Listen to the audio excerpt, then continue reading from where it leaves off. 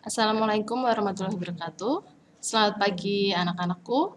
Kembali lagi pada pertemuan ketiga pembelajaran Bahasa dan Sastra Indonesia kelas 12. Dengan materi yang sama, masih bab 1 yaitu surat lamaran pekerjaan.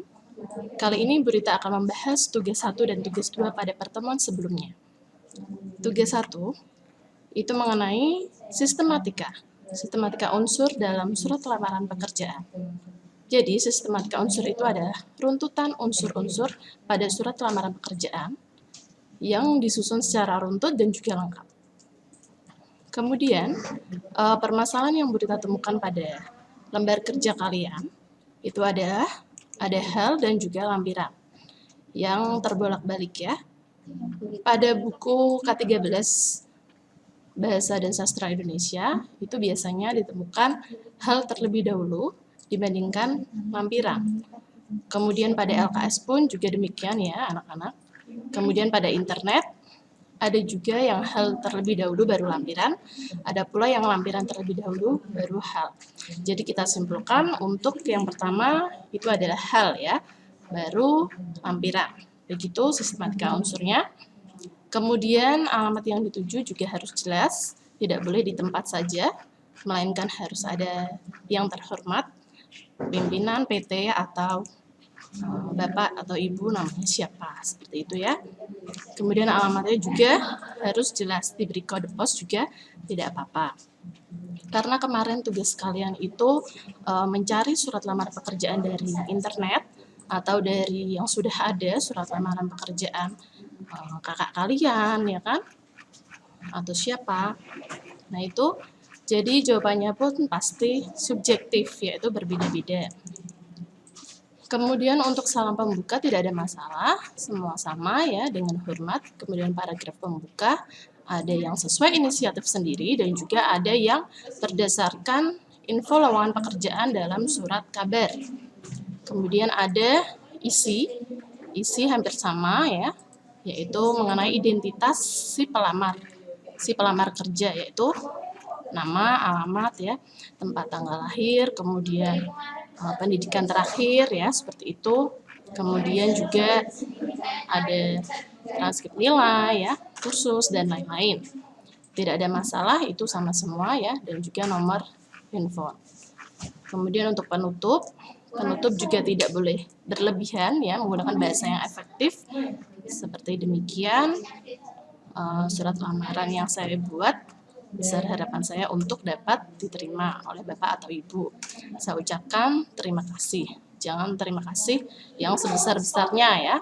Itu tidak efektif karena menggunakan bahasa yang berlebihan. Kemudian untuk selanjutnya itu ada tanda tangan ya dan nama terang.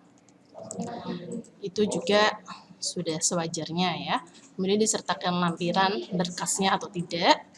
Nah, itu bergantung surat lamaran pekerjaan yang kalian cari dari surat kabar. Kemudian untuk pembahasan berikutnya, sistematika struktur. Pada pertemuan 1 memang belum Bu Rita sampaikan ya, sistematika struktur seperti tesis dan argumentasi. Hanya sistematika unsur-unsur. Akan tetapi di pertemuan kedua sudah Bu Rita lampirkan dalam Jamilo ya, pada ringkasan materi yang berbentuk PDF. Nah, di situ sudah ada sistematika struktur yang meliputi tesis dan argumentasi. Tesis itu ada pembuka dan isi, kemudian argumentasi ada bagian penutup surat lamaran pekerjaan. Baiklah, itu tugas 1 tadi ya. Semoga kalian bisa memahami ya. Tugas 1 sudah Bu Rita periksa ya, dan selebihnya sudah betul ya, karena termasuk kategori yang mudah.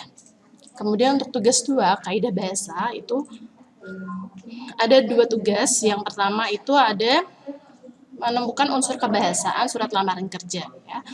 Kemudian yang kedua ada memperbaiki kesalahan dalam penulisan surat lamaran pekerjaan. Untuk 2.1 yaitu unsur kebahasaan. Yang pertama menggunakan ukuran surat yang standar. Nah, seharusnya jawaban kalian seperti ini ya. Menggunakan bentuk surat standar elektronik atau manual yang kalian cari dari internet, berarti elektronik. Kalau kalian cari dari surat lamaran kerja kakak kalian atau saudara kalian, berarti itu surat standar manual ya. Kemudian unsurnya sudah lengkap dan runtut atau belum. Kemudian untuk nomor 2, menggunakan bahasa yang baik. Ini beda ya. Bahasa yang baik untuk poin nomor 2 dan poin nomor 3 menggunakan bahasa yang benar. Bahasa yang baik dan bahasa yang benar itu berbeda ya anak-anak. Tolong ditekankan ya, baik dan benar itu adalah dua hal yang berbeda. Bahasa yang baik adalah bahasa yang sopan ya, yang santun, akan tetapi bahasa yang benar adalah bahasa yang sesuai dengan kaidah ejaan ya. EBI. Kalau dulu namanya EYD, ejaan yang disempurnakan. Kalau sekarang EBI, ejaan bahasa Indonesia. Untuk poin kedua, bahasa yang baik, itu seharusnya kalian tuliskan bukti pada surat lamaran kerja yang kalian cari ya. Seperti YTH titik ya, dengan hormat, kata ganti saya yang menggunakan kata saya bukan aku, itu berarti menggunakan bahasa yang baik dalam surat lamaran pekerjaan tersebut. Kemudian menggunakan sapaan bapak, ibu, atau pimpinan. Nah itu juga sapaan penghormatan yang sopan. Kemudian yang poin 3, menggunakan bahasa yang benar. Contoh, Semarang, 2 Agustus 2020. Itu sudah sesuai EBI, yaitu ada kota ya, nama kota dan tanggal pembuatan surat lamaran kerja. Ini ditulis huruf kapital, kemudian tidak menggunakan tanggal ya, langsung 2 Agustus 2020. Kemudian hal titik 2, permohonan kerja. Nah, jadi seperti ini ya bahasa yang benar. Ini kapital, kapital, kapital. Kemudian poin nomor 4, menggunakan kata pengantar yang jelas, singkat, padat, informatif, dan tepat sasaran. Menggunakan kata pengantar yang jelas, singkat, dan informatif, contohnya harus kalian jabarkan, paparkan secara tepat tentunya ya. Berdasarkan informasi yang saya peroleh harian Kompas 12 Juli 2020, PT Telkom membutuhkan karyawan jurusan teknik informatika. Nah, itu adalah kata pengantar yang bersifat informasi atau informatif. Nah, di sini ada informasi yang kalian dapatkan ya. Dari mana info lowongan pekerjaan tersebut ya. Kemudian jika menurut inisiatif sendiri itu menggunakan dengan ini saya, nah, langsung seperti itu saja ya. Tidak usah berbelit-belit ya. Jadi to the point. Kemudian nama, titik 2, alamat, TTL ya, dan lain-lain itu ditulis tidak kapital ya. Jadi seperti ini. Kemudian untuk singkat, padat, dan jelas ya, atas perhatian Bapak atau Ibu saya ucapkan terima kasih. Nah, langsung seperti itu saja ya. Jadi harus kalian berikan bukti, tidak sudah menggunakan bahasa yang jelas, singkat, padat, informatif, tepat sasaran, tetapi tidak ada buktinya. Nah, itu kan berarti hanya omong kosong belaka ya. Jadi harus ada bukti otentiknya ya, harus ada bukti pada surat lamaran pekerjaan yang kalian tampilkan.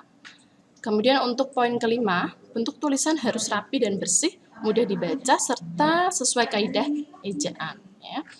Nah, misalnya bentuk tulisan jika ketikan atau surat elektronik ya, lamaran pekerjaannya itu menggunakan Times New Roman size 12, kemudian tanda bacanya, huruf kapitalnya, dan kaidah lainnya harus sesuai dengan kaidah surat lamaran pekerjaan yang benar. Gitu ya anak-anak. Jadi bisa dipahami untuk tugas 2.1 yang kemarin Burita berikan. Semoga bisa bermanfaat, bisa dipahami ya. Jadi yang belum tahu jadi tahu ya.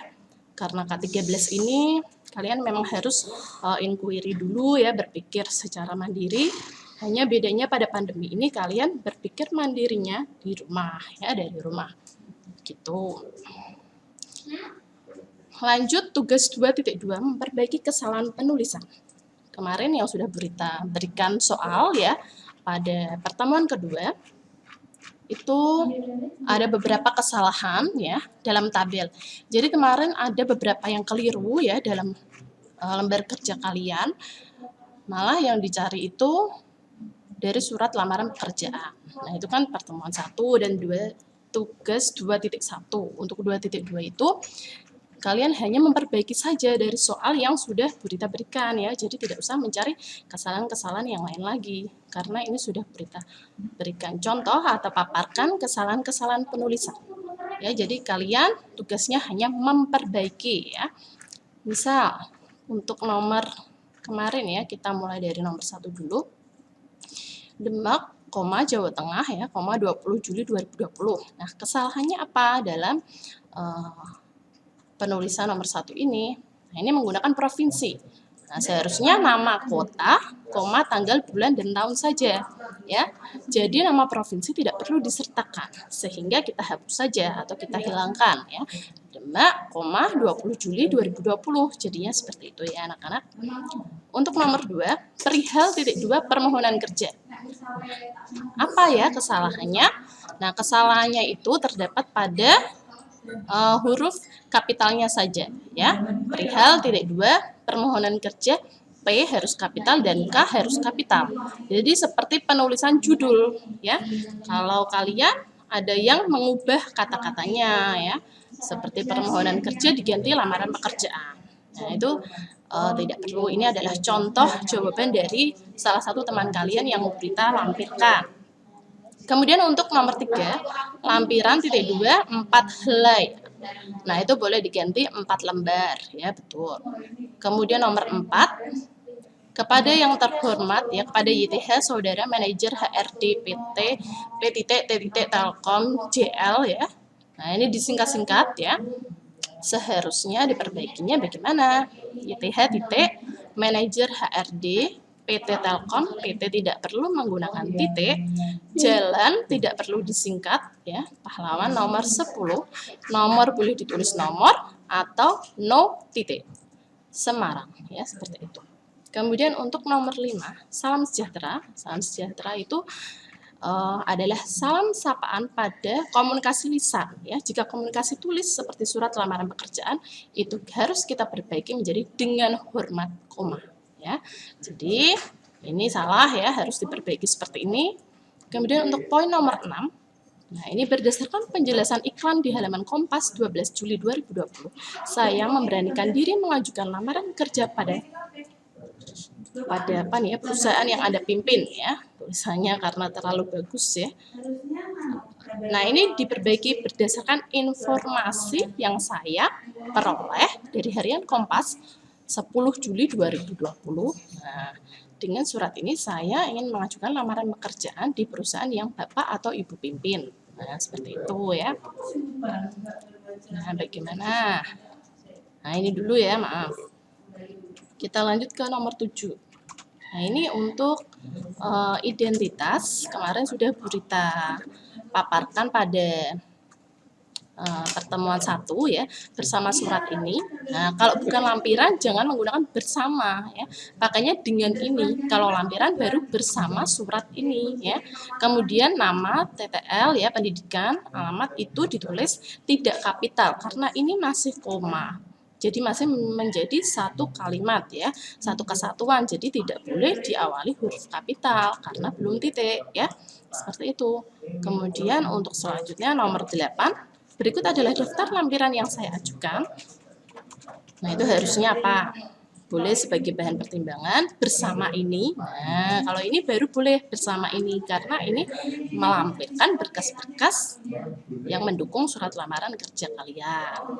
Nomor 9, besar harapan saya semoga lamaran saya ini dapat ditindaklanjuti. Nah, tidak usah besar harapan juga tidak apa-apa ya, langsung demikian permohonan surat lamaran kerja ini saya sampaikan ya. Nah, semoga Bapak dan Ibu dapat mempertimbangkannya gitu boleh.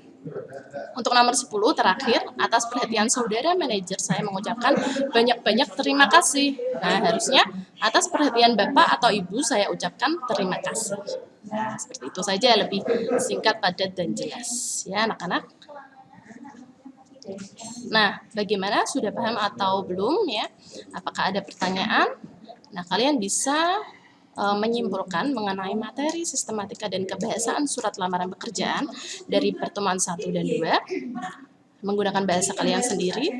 Lanjut, berikan tanggapan, komentar kalian atau pertanyaan mengenai materi yang sudah kita bahas bersama. Jangan lupa tulis di buku tugas dan upload pada Camilo sebagai bukti pembelajaran hari ini. Terima kasih, semoga bermanfaat dan salam sehat selalu.